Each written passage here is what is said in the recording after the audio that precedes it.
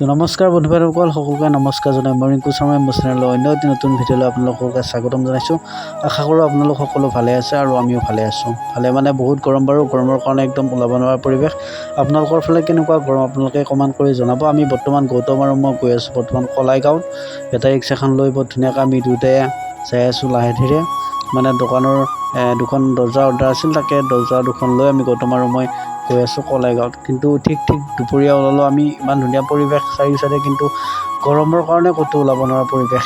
বৰ ধুনীয়াকৈ মই পিছফালে বহি ল'লোঁ ভৰি চৰি তুলি একদম, কিন্তু গৰমৰ কাৰণে ৰ'ব পৰা নাই মই, একদম বহুত গৰম, একে অতিপাত গৰম। আপোনালোকৰ ফালেও কেনেকুৱা গৰম, কিমান ডিগ্ৰী মাৰি আছে কমেণ্ট কৰি জনাব। এইফালে আগত আছে গৌতম, ইফালে সি চলাই যাই আছে বেটাৰী গাড়ী, মই ধুনীয়াকৈ বহি যাই আছোঁ পিছফালে।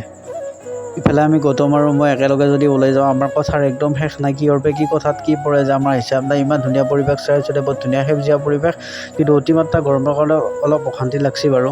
ইফালে আগত গৌতমে চলাই যাই আছে, মই পিছফালে বৰ ধুনীয়াকৈ বহি যাই আছোঁ। কিন্তু চাওকচোন কি ধুনীয়া পৰিৱেশ চাৰিওচাইডে, বঢ়িয়া সেউজীয়া পৰিৱেশ, কিন্তু গৰমৰ কাৰণে একদম অশান্তি বাকী নাই। এনেকৈ আমি লাহে ধীৰে দুয়োটাই যাই লাষ্টত যাই আমি উদমাৰী চক পালোঁ। উদমাৰী চকত যাই ৰাস্তাটো অকণ লাগিল, ইফালে যাব লগা আছিল নে ইফালে যাব লগা আছিল পাহৰিলোঁ আমি। আকৌ সি কৈছোঁ গৃহস্থক আকৌ ফোন মাৰি আছে, সি ফোন মাৰি সুধি লাষ্টত ওলাল। বহুত ধুনীয়াকৈ আকৌ যাব ওলালোঁ আমি দুটা।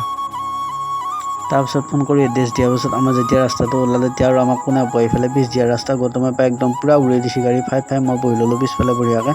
পিছফালে বহিলৈ আমি দুটা আকৌ যাব ল'লোঁ। ইফালে পিছ ৰাস্তা বহুত ধুনীয়াকৈ ফাই মাৰি দিছোঁ। পিছে ফাই মাৰি দিলে কি হ'ব, একে নিচিনা দুটা ৰাস্তা আছে, ইটা কোনফালে যাব লাগিব তাকো ভাল লাগে, লগত যে কি হ'ব আকৌ ফোন কৰিব লগা হৈছে। ফোন কৰি আকৌ ৰাস্তাটো ওলাল কিবাকৈ, তাৰপিছত আকৌ লাহে যাব ধৰিছে। তাৰপিছত ৰাস্তাটোৰ পৰা উঠি মনতে ভাল লাগছে, কিবাকৈ আজৰি হ'ব পাৰিম দেই, এতিয়া ৰিপেৰি একদম ইমান ৰ'দত আছোঁ ইমান গৰমত। তাৰপিছত দেখা পালোঁ যে একদম ৰাস্তাটো একদম কিবা খান ইফালে আছে ডোং, ইফালে আছে খেতিপথাৰ, তাকো ঠেচকা একেবাৰে লিভাৰ কিডনী পাকস্থলী চব লৰাই দিছে, ইমান ঠেচকা বেটাৰী গাড়ীত। তাকে ইয়াৰ লগত যাই কিবাকৈ ঘৰখন পালোঁ বাৰু। অৱশেষত কিবাকৈ বিচাৰি ঘৰখন পালোঁ বাৰু। যাই পোৱাৰ লগে গৃহস্থ মানুহ একদম পূৰা ঘৰৰ ভিতৰতে লৈ গৈছে, মাতি নি পেলাই বৰ ধুনীয়াকৈ চাহ তাহ দিলা, তামোল চামোল দিলা, পানী চানী দিলা, ঠাণ্ডাত ইমান ধুনীয়া খাইছা বুলি। পানী চানী খাই আমি আকৌ ধুনীয়াকৈ দৰ্জাকেইখন নুমাই থৈ আকৌ আহিব হ'লোঁ ঘৰলৈকে। তাৰপিছত বঢ়িয়াকৈ গৃহস্থৰ তাৰপৰা চাহ তাহ তামোল চামোল খাই বৰ ধুনীয়াকৈ দৰ্জাকেইখন নুমাই থৈ আমি আকৌ ৰিটাৰ্ণ হ'লোঁ দোকানলৈকে। তাৰপিছত আহি আধা ৰাস্তাত সি ক'লা যে সি বোলে ক'ৰবাত বোলে খানা এটা আছে, সি আকৌ দোকানলৈকে নাযায়, মোক কৈছে তই বেটাৰীকেইখন লৈ দোকানলৈকে যাই থাকিবি, মই খানা ল'ম মাজতে। এতিয়া তাতো চালিনি খানাৰ কথা শুনি ইফালে গৰমত ৰ'ব পৰা নাই, আমি গৰমত মৰছোঁ, সি খানাত মাথা মাৰি আছে।